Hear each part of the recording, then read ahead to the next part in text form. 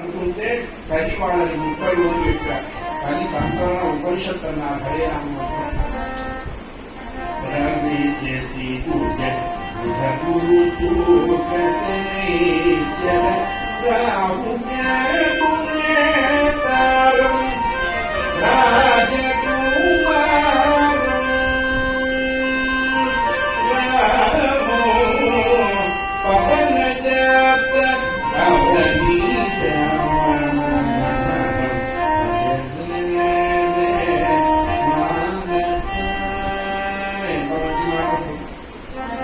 హరే గ్రహబలమేమి రామానుగ్రహ బలమే బలము చెప్తాను.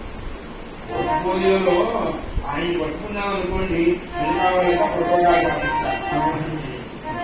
నువ్వు అనుకుంటే ఇంకేదయా బయలుదేరా వెంటనే పరమాత్మ రథాన్ని సిద్ధం చేయమని చెప్పారు.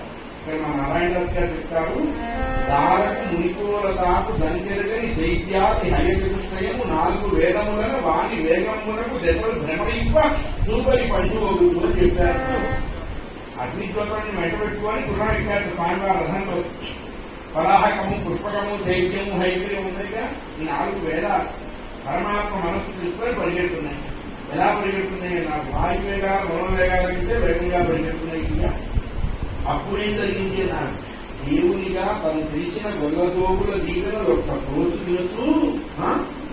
దూరమే దూరమై కోరిక చేరువయ్యే మదను గోడలకు వారి పదనులయ్యే మామికాయలో పాల్గొన మాసమయ్యే అన్నారు. కృష్ణపరమాత్మ పెట్టేదిగా పాల్గొన మాసం.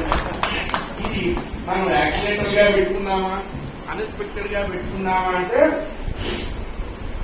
తన్నే మనస్య సంకల్పమస్తు అంటే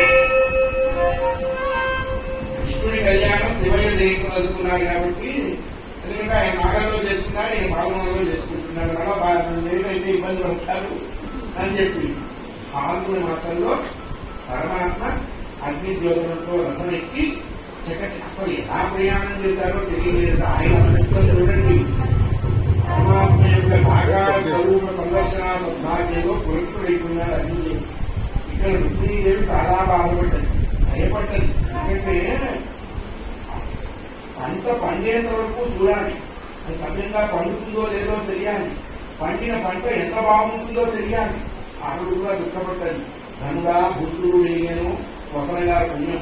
అందుకే ఆడపిల్లలు పెళ్లి కాకపోతే మ్యారేజ్ బ్యూరో చుట్టూ తిరగాల్సిన పని లేదు. రుక్మిణీ కళ్యాణం 40 రోజులు పారాయణ చేస్తే 41 రోజు అనుకూలమైన వరుడు దొరుకుతాడు, అనుకూలమైన భార్య దొరుకుతుంది.